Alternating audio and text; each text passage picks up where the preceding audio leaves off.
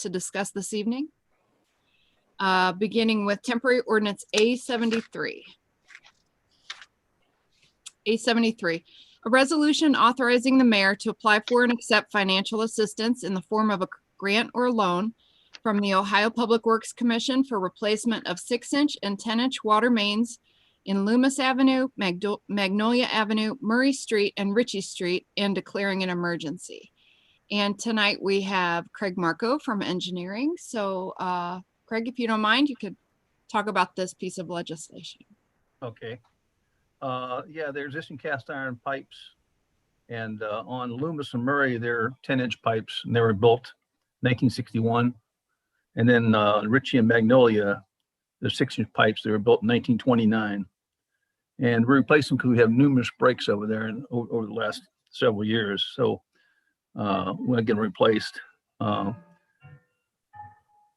design will be completed by the end of this month. And total construction cost will be $1.8 million. And this resolution allows us to submit funding to OPWC for half the project. So we'll pay $900,000. OPWC will pay $900,000. And Tony's working on the application right now, and that's due November 4th at noon. Those scores by February 9th of next year. Then final scores in mid-March. And then we won't receive the money until July 2021. And then if we do get that grant, we'll have 2 years to complete the project. And that's scheduled for 2022. Okay. So, and we're replacing, I scaled out the lines on the city map. And it looks like we were replacing a little over 1.25 miles of water line. So that's quite a bit. Great. Okay. All right. Thank you. Mr. Marco, does anyone on the committee have any questions or comments? Anyone on? Yeah. Jeff, sorry. I'll just say, I know that area very well. Of course, I grew up over there. That was actually my paper route about 50 years ago. And it needed some water lines almost probably back then. So I hate to think, like you said, that 1929, the ones over there, Murray and Ritchie, those houses, they've been around a long time. So we're very glad over that part of the east side. Thank you. Thank you. Thanks. Anyone else on council have any comments or questions? Do we have anybody in the public who have made comments or, hi, Kathy. All right, hearing none. So I'll entertain a motion to have temporary ordinance A73 go forward for a full vote of council next week. So moved. Second. Okay, we have a motion and a second. All those in favor from the committee for bringing this out of committee next week, please say yes. Yes. Yes. Any opposed, say no. Motion carries 3-0. All right, and then the next piece of business we have is temporary ordinance A74.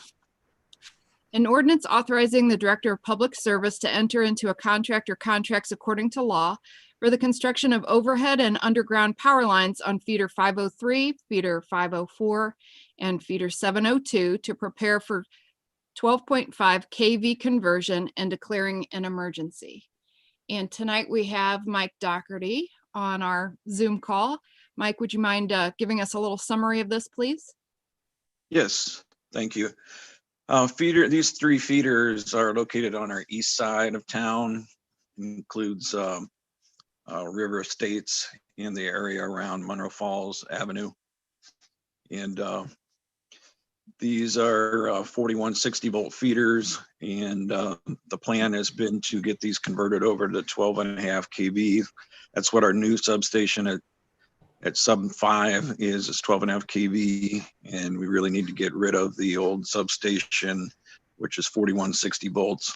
So this work is going to get rid of all the 4160 volt rated equipment and put in basically what's 15 kV rated, which will handle the 12,500 volts and enable us to switch these feeders all over to being fed by the new sub 5 and 12.5 kV. And so that's what this work would entail. It would be both overhead work and underground work. Thank you. And so I understand it's actually two projects, the overhead and underground, and the overhead, or I'm sorry, the underground should take, no, the overhead should take about 3 weeks, but the other won't be finished or done until April of next year, right? Well, the overhead will start in about 3 weeks after today, but I mean, it'll take longer than 3 weeks to finish. Okay. But the underground will definitely take a lot longer than the overhead. Okay. Thanks, Mr. Doherty. And also that, so what we're voting for is for $850,000 to be budgeted for this project. It had not been budgeted last year, but we have $1.3 million still in the capital outlay that First Energy and AMP are funding a Tice Road substation project, right? So this might not have been in the budget, but there is money in the budget from another project, right? Yes, thank you for mentioning that. Yeah, we had a capital project for 1.3 million that had to do with running a new 138 kV line from Tice substation over to our substation 5. But since that budget was put together, we had conversation with AMP and with First Energy.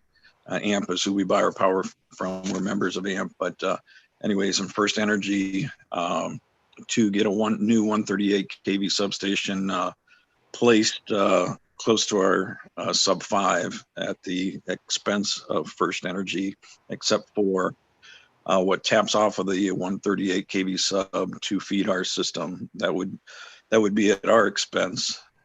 And then we also I've been talking with AMP's new transmission company about running a 69 kV line between that 138 kV sub and the other 138 kV sub that feeds our system, the main part of our system, Valley sub. And if they do that, that'll cover most of the cost for the equipment tapping off the 138 kV bus. And the only thing that we would have to cover would be 23 kV equipment. So a lot of this, a lot of the expense for that project would be covered by other companies, basically. And the reason why they do that is because they can charge the load, the transmission load for these projects, and get a return on their investment. So that's why they would do these kind of things. And this 1.3 million wasn't the entirety of the cost of that project. We had 6.2 million scheduled to be on the capital list for next year, but that's changing because of these changes in the plan as well. Okay, thank you. It's really great. And I appreciate AMP's new transmission lines being able to be used. Yes. Are there any questions from the committee? Questions or comments? Yeah, Mike, I didn't have a question, but listening to you talk, when you said AMP, if I got this correctly, it's Frank Stams. Yes. They recoup their cost through transmission fees. Is that how I understand that? Yes. Yeah, how it works is they take the whole load of the ATC zone, which is First Energy's transmission grid, and this is how we get charged in this area. And they take, and this is where the peak shaving comes into account, why we have peak shaving generators. But whatever our peak load is, or whatever our load is on the peak hour for ATC, which is First Energy again, that's percentage, whatever our load is compared to the entire load of ATC, that's the percentage of transmission costs we pay for the next year. So whatever we can lower our peak on their peak, that's how much less that we would pay. But we're about I'd say 1% of the load approximately, maybe a little bit under. So this project, we'd end up paying through extra transmission fees about 1% of the cost through transmission fees. Okay, thank you for your explanation. Thank you. Sure. Anyone else? Anyone else on council? Yes, Mr. James. Thank you, Ms. Chairman. Not so much a question as just a comment that I'm very glad to see that these underground and overhead power lines are going to be brought up to speed over here. And welcome back to the 21st century. Thank you. Thank you. Thanks, Mr. James. Anyone else on council? Any comments that were sent in by the public? All right, hearing none, so I will entertain a motion to bring temporary ordinance A74 out of committee for a vote by council next week. So moved. Second. We have a motion and a second. All those on the committee in favor of bringing temporary ordinance A74 out next week, please say yes. Yes. Yes. Any opposed? No. Motion carries 3-0. And Thank you. thank you. So if there's nothing else to come before the committee, the Public and Industrial Improvements Committee is concluded. Oh, I'm sorry. Who said that? Yeah, I do. Oh, okay. Go ahead. Can Mike or maybe the mayor, maybe tell the public about, we've had a lot of, like electrical outages in the last, month or so. And I know you wrote a real nice thing, Mayor, the other day telling people, and I think one of you just maybe explain a little bit to the general public, whoever maybe is listening tonight, what the problems, and hopefully we won't have more. Right. Well, I'll kick it over to Mike, but we were both there on Saturday, obviously, and it was pretty hard to believe what happened again for the second time. So as you know, there was a terrible industrial accident that we had there. The gentleman recovered. So that was one issue that had tripped the breaker. Then recently, and Mike can elaborate a little bit more, but we had a flock of birds, which becomes a conductor to ground, knocked that whole area out. It took us a while. Happened again on Saturday. So we responded and got it on a lot quicker this time. It's an anomaly. It doesn't normally happen. So Mike, we were out there for a while on Saturday, so you can give your take on this. Will this ever happen again? I know you can't promise, but this is really a strange thing that happened twice. Yeah, it's happened twice now in the span of 2 weeks, and yeah, it's never happened since I've been at the city, which has been over 90 years. So, so yeah, definitely unlikely, but eyewitnesses saw the flock of birds fly in both occasions and let us know about it. Of course, we did find a dead bird at each location. There's probably other dead birds lying around elsewhere that we didn't find. But anyway, sometimes they're able to get away for a little bit before they finally succumb to their injuries. But anyways, but that was the cause. And we did purchase today an owl, a fake owl to mount on the steel there at the substation. So we're hoping that's going to keep these birds from coming back around and causing the problems in the place that they are. And we also think we have a protective relay at our Valley sub that wasn't behaving as it should, and it made the outage